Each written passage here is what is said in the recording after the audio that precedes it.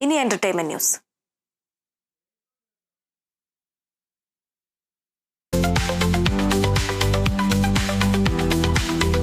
CS Vinayan സംവിധാനം ചെയ്യുന്ന തയ്യൽ മെഷീൻ എന്ന ചിത്രത്തിലെ ആദ്യ ഗാനം പുറത്ത്.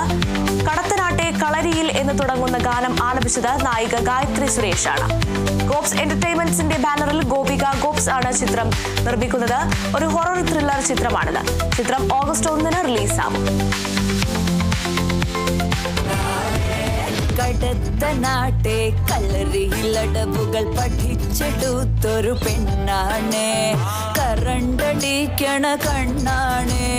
കുരുക്കു തോന്നൽ പതിവാണ്. കുടുക്കു തുന്നണ പെണ്ണിൻ കയ്യിൽ പടക്കി പോകണോ.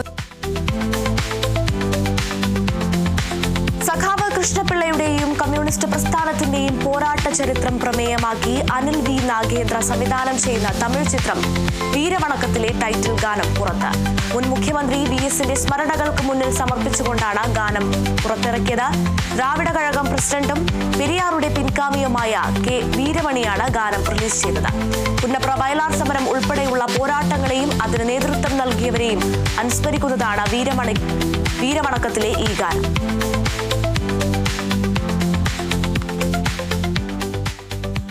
ലക്കി ഭാസ്കറിന് ശേഷം വെങ്കി അറ്റ്ലൂരി ഒരുക്കുന്ന ചിത്രം സൂര്യ 46 എന്ന ചിത്രത്തിന്റെ ഫസ്റ്റ് ലുക്ക് പോസ്റ്റർ പുറത്ത്. നാടൻ ലുക്കിൽ നിന്ന് മാറി സ്റ്റൈലിഷ് ലുക്കിലാണ് സൂര്യ ഈ സിനിമയിൽ എത്തുന്നതെന്ന് എന്നാണ് പോസ്റ്റർ നൽകുന്ന സൂചന. ചിത്രത്തിന്റെ സ്ട്രീമിംഗ് അവകാശം നെറ്റ്ഫ്ലിക്സ് സ്വന്തമാക്കിയെന്നാണ് റിപ്പോർട്ടുകൾ സൂചിപ്പിക്കുന്നത്. മമിത ബൈജുവാണ് ചിത്രത്തിൽ നായിക. രാധിക ശരത് കുമാർ, രവീണ ടണ്ടൻ എന്നിവരും ചിത്രത്തിൽ വേഷമിടുന്നുണ്ട്.